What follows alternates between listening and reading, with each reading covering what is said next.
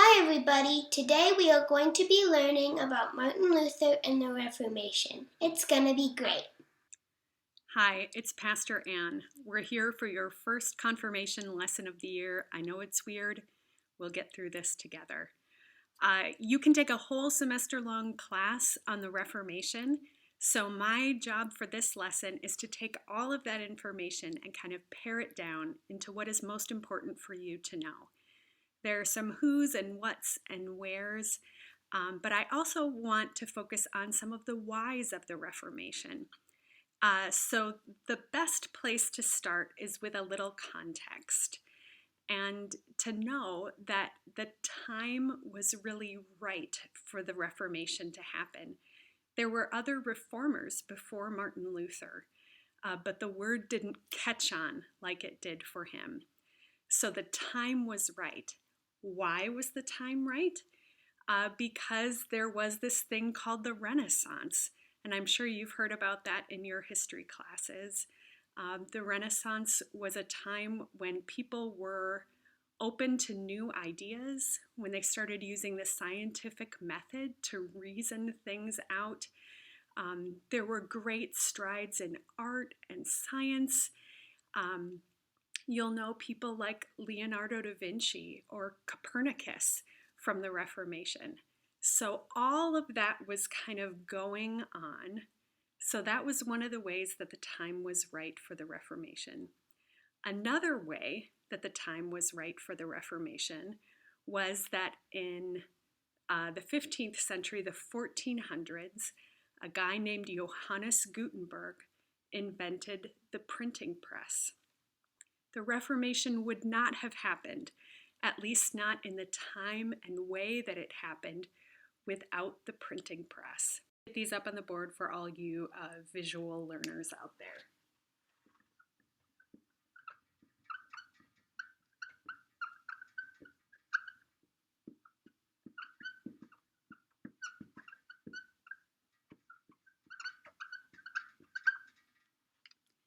There's another reason that the time was right for the Reformation, and that is that there was a lot of corruption within the Catholic Church.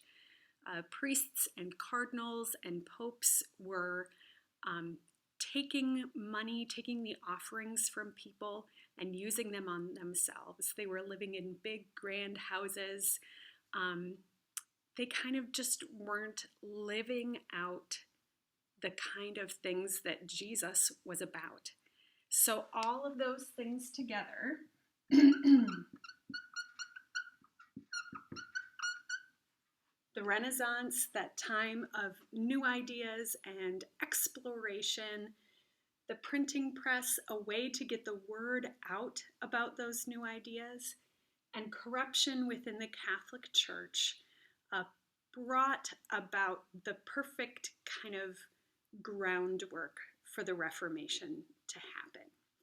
So, in the middle of all this comes Martin Luther. And you should know, this should be one of the things you know, that Martin Luther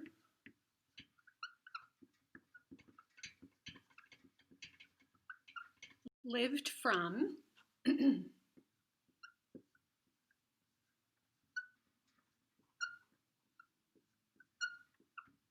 1483 to 1545. He was born in Eisleben in what we now know as Germany. So the time was right for the Reformation. Another reason the Reformation happened the way that it did was how Martin Luther lived his life. His own story shapes the Reformation too. So Martin Luther was going to be a lawyer. His parents really wanted him educated, and he was kind of on that track to be a lawyer. Until he got caught in a thunderstorm when he was walking home one day. There was lightning and wind, and he was so afraid for his life that he prayed to St. Anne to save him. And he promised that if she saved him and he didn't die, that he would dedicate his life to the church. So in some ways, a lightning strike is the way that the Reformation happened. A lightning strike in this one guy's experience one day in a place that we now know as Germany.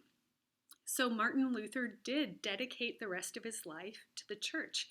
He became a monk, and he switched from being a lawyer to living with the other monks in the abbey and studying the Bible, studying Greek and Hebrew, and learning all about Christianity and religion and the Bible. And he was a really good student. And eventually, he became a teacher. Can you hear me with John Paradowski's organ playing? He is providing a very dramatic score to our lesson today. So Martin Luther became a teacher, and through his studying, through his life with the other monks, through his teaching, he began to realize that he was a really sinful person. He would examine himself all the time for every little sin that he made, and would go to confession and then walk out and think a bad thought and go right back into confession. He would be on his knees on the wooden floor of his room, crying out to God about how sinful and shameful he was. His own experience, his own life, his own thoughts made him feel so unworthy of God. And he thought he could never do enough, never be enough, never say enough prayers for God to love him. And he was just a sinner. And so now I want to do a little visual demonstration. Here's what Martin was wrestling with. God is up here. We'll make a little cloud for fun. And Martin is down here. Clearly, this is Martin Luther. So Martin Luther, through his life, through his confession, through praying, through saying rosaries, through doing all kinds of things, is trying to earn his way to heaven, to earn his way towards God's mercy and forgiveness. So he's trying by saying a prayer and then realizing through his studies that that's not going to work. So he tries something else. Maybe he confesses. He tries to be a good person, to do good works, trying to get to God, trying to get to heaven, trying to be worthy of God's love. None of this is working. None of it is happening. He keeps trying to climb this imaginary ladder up to God. So finally, Martin Luther realizes that grace, that love, that mercy, that righteousness of God is not something that we earn. It is something that is given.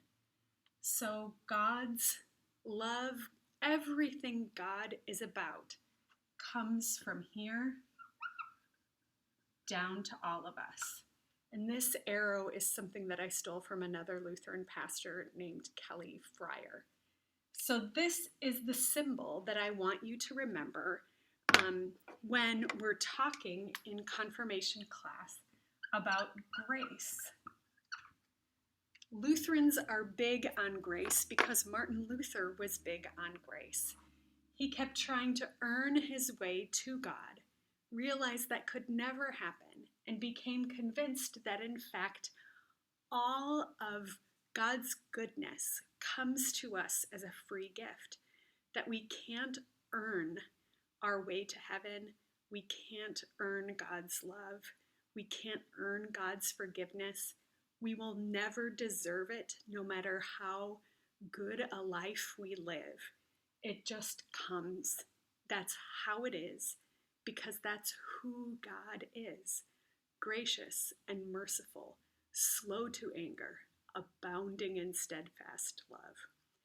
So this concept this concept of grace is very different than what was happening in the Catholic Church. Do you remember when I had over here written on the board the things that made the time right for the Reformation? One of them was corruption within the Catholic Church. At this time, the Catholic Church was selling something called indulgences.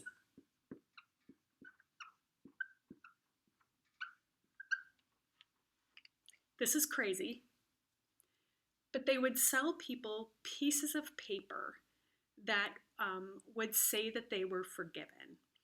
Or let's say that you were a mom to a teeny tiny baby in the 1500s, and your baby died because it's the 1500s and people don't know about germs. But your baby never got to make a confession for all of its sins. The Catholic Church taught that that baby would go to a place, not heaven or hell, but somewhere in between, called purgatory. You could purchase a piece of paper for a certain amount of money that would say that you bought your baby's way out of purgatory. This is like nuts, right? And it was a way for the church to earn money, but it preyed on people, P-R-E-Y, preyed on people's fear, on the love that they had for people, on their ideas about what would happen to them after they died. And it was exploiting people. And Martin Luther thought, save your money for bread, feed your family. Don't buy these indulgences because, again, remember, you can't earn your way to this. You can't say enough prayers, you can't buy enough indulgences to sway God's mercy, justice, or love. It just comes to us. So indulgences were used for the church to make money. What did they do with that money? They built things like St. Peter's Basilica in Rome. It's beautiful. You should all go. But it shouldn't have been built on the backs of the poor. So this is an example of the corruption within the Catholic Church that Martin Luther began to really question and to think was really wrong. And he was a monk and he was a teacher.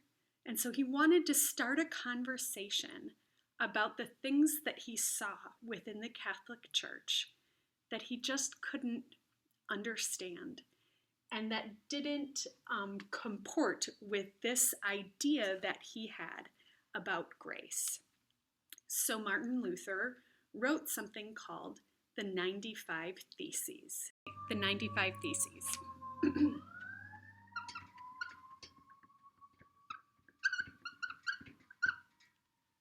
So a thesis, when you're writing a term paper, you need a thesis. You could think of it as a prompt or a discussion starter. So Martin Luther wrote 95 of these. An example might be something like, if the Pope can free people from purgatory, why doesn't he just do it out of the goodness of his heart? Why do you need to buy an indulgence? Discuss. So he wrote 95 of those, wrote them out on a big piece of paper, and nailed them to the church door in Wittenberg. Why did he do this? Because it was kind of the place in the square, in the town, where you posted notices. He wanted to start a debate, start a discussion, but it turned into a whole lot more. When did he post the 95 Theses? On October 31st, 1517. Why October 31st? This is a cool story. All Hallows Eve, which now in our language has become Halloween, All Hallows Eve, is on this date. It's a date where people thought the kind of wall between heaven and earth got so thin that the souls of the dead could walk the earth. And so people would dress up so that those people, the souls, wouldn't recognize them. So this is the beginnings of Halloween and dressing up on Halloween. So why did Martin Luther on All Hallows Eve post his 95 Theses? Well, he was so convinced of the corruption in the church that he wanted everyone to see it, the living and the dead. So he posted it on this night when the souls walk the earth because they can make it through the boundary between heaven and earth, and they could read his theses too.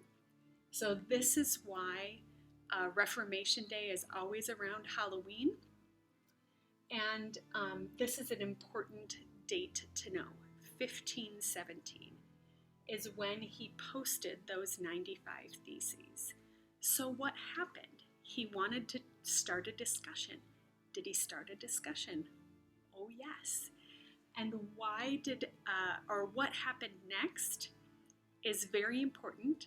Someone took those 95 Theses and put them into the printing press and cranked out a whole bunch of copies of Luther's 95 Theses and distributed them. So this is where the printing press comes in, as why was the time right for the Reformation? Why did it happen, when and where it did? Because all of a sudden, these arguments as to what was corrupt and wrong within the church could be distributed widely to lots of different people, and they could think about those things too. So 95 Theses, October 31st, 1517. What happens when his ideas start to spread? So Martin's ideas start to spread. They go all over and they start to interest people like other monks and priests, officials, lawyers, kind of the people in the town who are the intellectuals. And they start thinking about these things and wondering, who's this guy Martin Luther? And talking to him and asking him to write even more because his thoughts and ideas are making a lot of sense to them. So Martin Luther's like, okay, and he starts writing some books, writing his thoughts down, writing letters to certain leaders, trying to convince them of his own ideas. And those are getting printed on the printing press, and those are going out too. And his ideas are spreading so far and wide that they get the attention of the emperor and the pope. And these guys do not like this. Why don't they like it? Because Martin Luther is questioning them.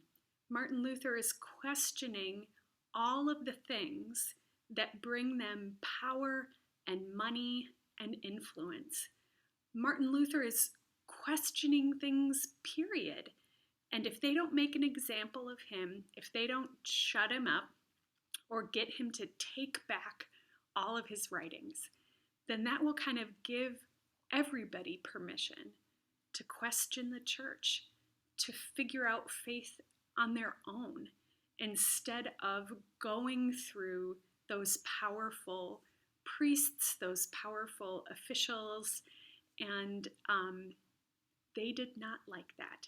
So after a few years, it took a few years for this to happen. It wasn't the internet, it was the printing press after all. Martin Luther is given a letter from the Pope that summons him to something called the Diet of Worms. This is not eat a diet of worms, but a diet was kind of a meeting or even a trial. And because this is Germany, you say it Worms. So This happens in 1521. Martin Luther has to travel there, and he's basically put on trial. They ask him about all of his writings. They say, "Did you write this?" He says, "Yes." And they say, "Are you going to take it back?" And he says, "No." So this is very important, another important date. So 1517, the 95 Theses on the door in Wittenberg. 1521. This is where Martin Luther kind of officially breaks away from the Catholic Church and begins starting a new church. Remember, that was never his goal. He loved the church. He wanted to reform the church. He wanted to make it new, and he wanted to get rid of the stuff that didn't work and the stuff that didn't make any sense. But he came to heads with the church here at the Diet of Worms, and they couldn't agree. So this is kind of the date that marks that separation. So he's standing in this trial, and they ask him to recant, and he says, let me see if I can do this. He says, "Unless I can be convinced by Scripture or pure reason, my conscience is bound." And then he says, "Here I stand. I can do no other." He says to them, "I don't have a choice. This is what my heart and my conscience tell me is true. I'm going to stand on that solid ground and disagree with you."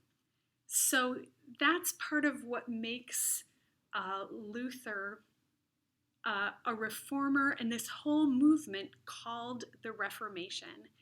He is trying to make something new. He's trying to literally reform the Catholic Church. So he says, "Here I stand, I can do no other."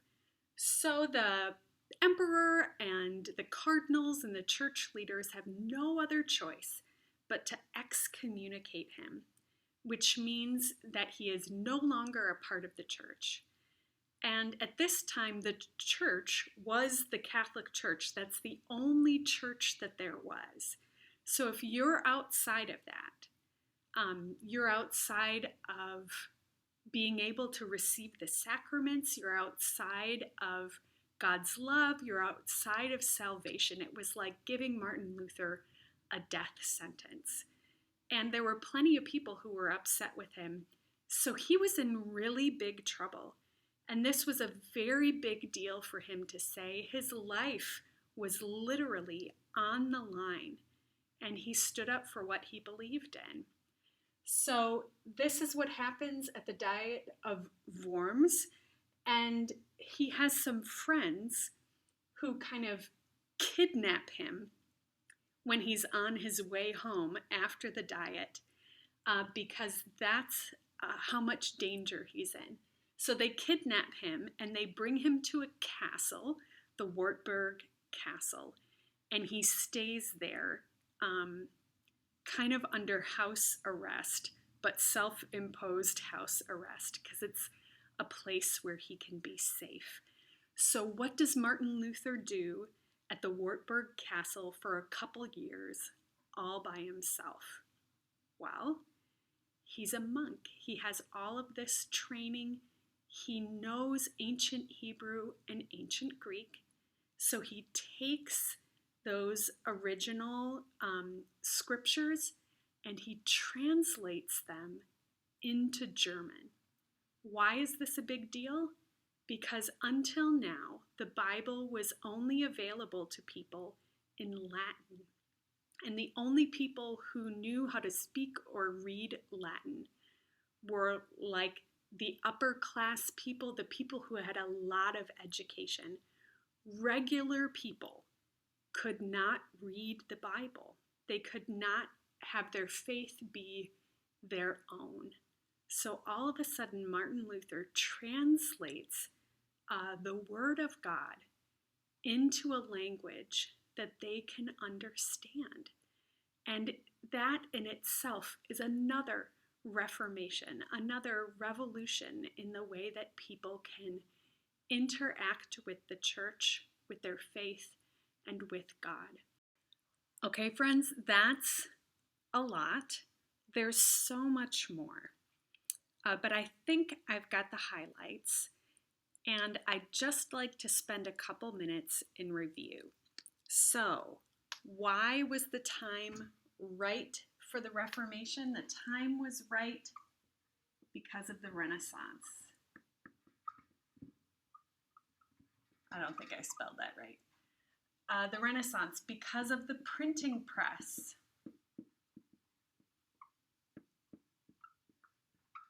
And because of the corruption within the Catholic Church. Another driving factor of the Reformation is Martin Luther's life experience and life story itself. So, Martin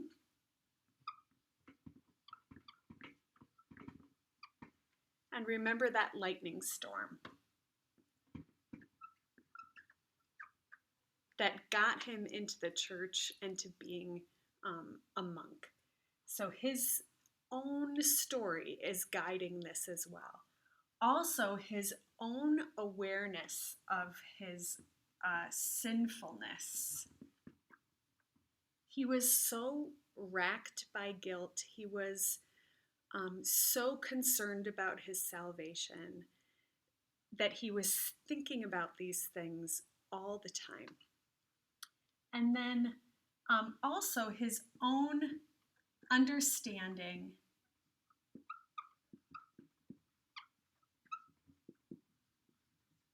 of grace.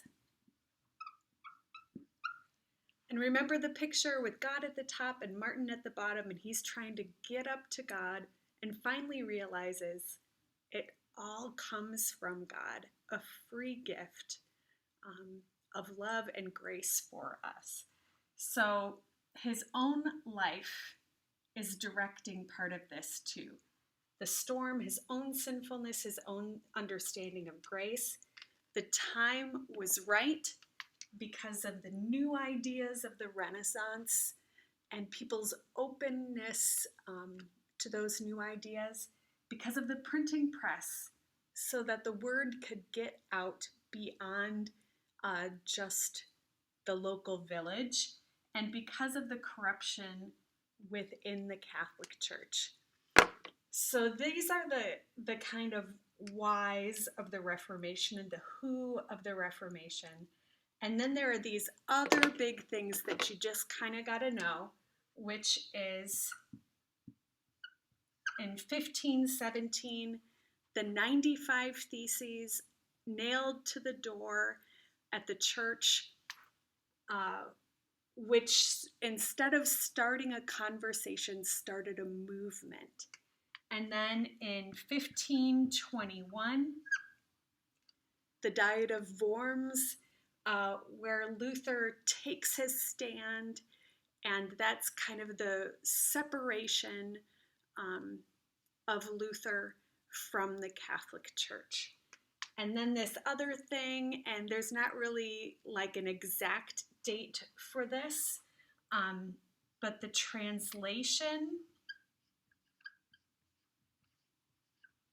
of the Bible from Latin into German, which is its own remarkable event all by itself, but really puts the Word of God into the people's hands. So this is the review. We'll talk about this more on Wednesday.